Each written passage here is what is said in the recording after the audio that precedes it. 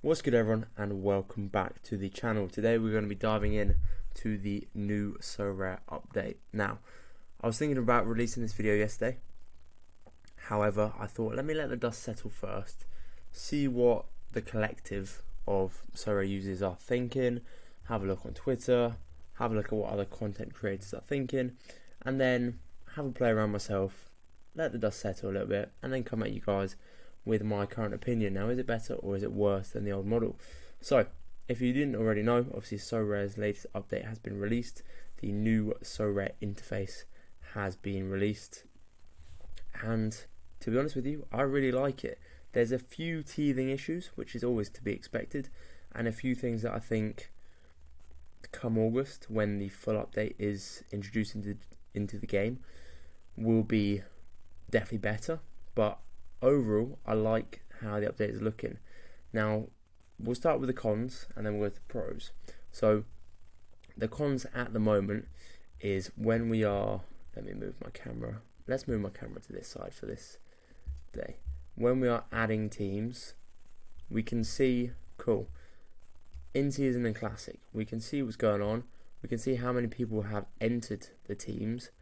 However, I've realised my camera's now covering the cross button. However, we can't actually click on the leaderboards themselves. So this is probably this is the con that I've seen, and this is something I've seen a lot of people talk about, which is we can see how many people have entered, but we can't actually click into seeing what's going on.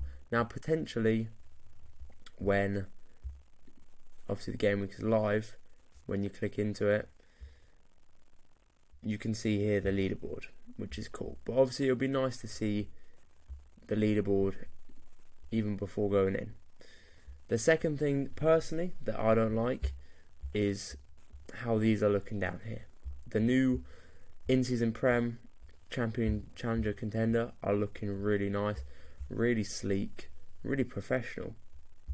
However, personally, I think they should have laid out the rest similar to this. Obviously, these are the old competitions now, which is we're able to continue to play until the update fully launches in August, when these will be scrapped, and then obviously it will just be these alongside the Bundesliga and La Liga in season, which is going to be very, very interesting.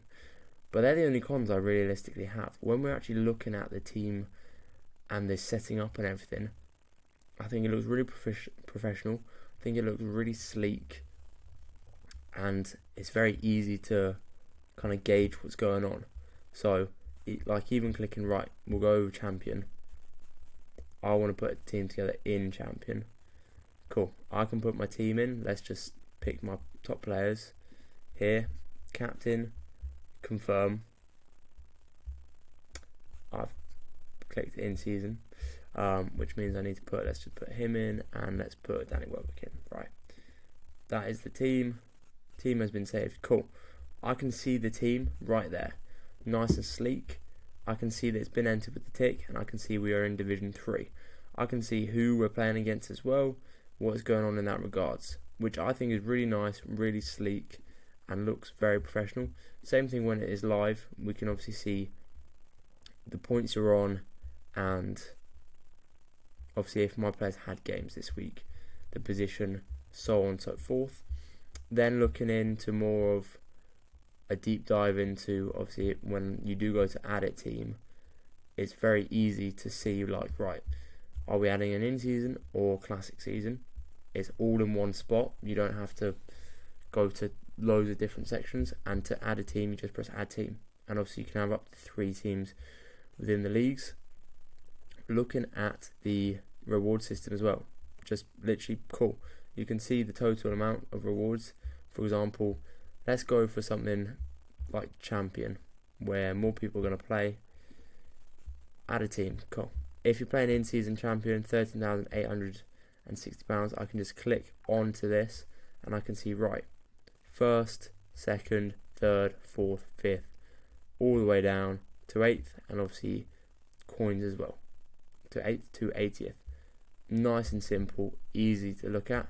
And the classic in-season, when going in, we can obviously click into the cards like you've always been able to do, and actually see the stars, tier 1, tier 2, so on and so forth, that you could be winning, the amount of cash you can win, and also the boxes. Now, the boxes were something that I was really keen to look at and actually assess in order to kind of look at where my priorities are going to lie when it comes to picking my lineups. So when you look, like for example, champion, obviously classic season, all the way down to 730th, limited elite box, okay, there's a 95% chance you just get level up. But in my opinion, that is so much better than the rivals where you just get what you put in. Like if you win 3 rivals games and you get the main reward, which is the 3 rivals tickets, guess what? It costs you 3 rivals tickets to enter. So you just break even. Whereas here it's like, okay, you get a level up. Level ups are really useful, especially with the percentage bonus. Like I have some cards that I've owned for 3-4 years on this game. They're on like 12-13%.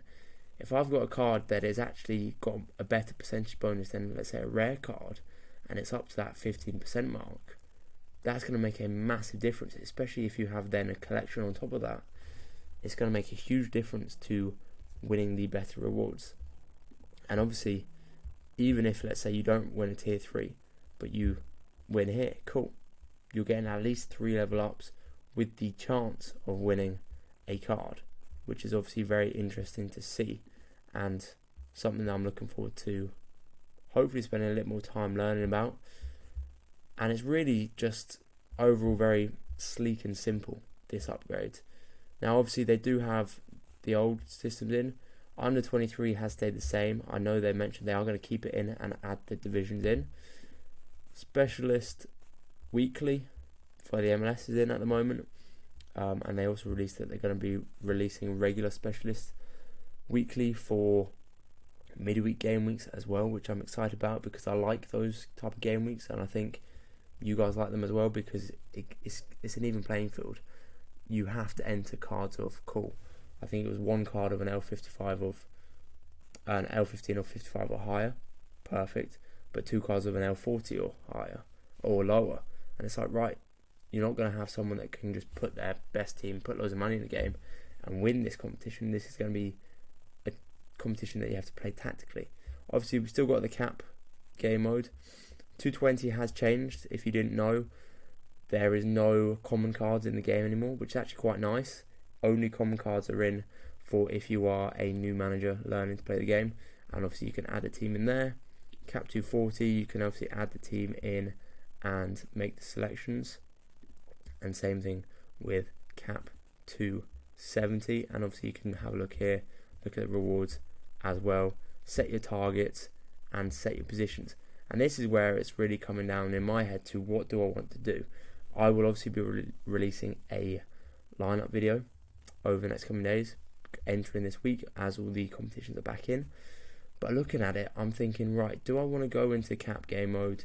Do I want to be playing, let's say, my FC Kaiserslautern stack, if you follow me, and going for that $8 threshold, the 340 points, with the potential to get a card still? Or do I now want to be going, right, am I going to be entering contender? I'm going to be in a lower division, okay? That's absolutely fine, because when we look at the prize pool, I don't know if I can change. Yeah, because this is just... There was a way to find out with the prize pool depending on the division. So this says I'm in division 3. This one says I'm in division 4. 418, 3,540. I think that's just... Okay, so these are actually different. So division 4, let's say my team is division 4. I haven't looked. I could come 2,100 and still have a chance to win a reward. And it's like, right, if they don't play very well, okay, but let's say they do play well. I'm in division 4, so the other players aren't very good in that division. Am I more likely to win a reward? This is where it's going to be very interesting, and something that you guys are going to obviously have to play along with. Obviously, we have the different boxes, so like the light box compared to winning, and you got it's all light boxes for Div 5, for Div 4, Div 3, Div 2, and then Div 1. I think goes light, standard, elite, they're the 3 types of boxes that you have in the game. But overall, I am pro the new update, pro the new features as well. I think it is very sleek. Like I said, the only thing is looking at the leaderboards is a bit of a pain in that transition.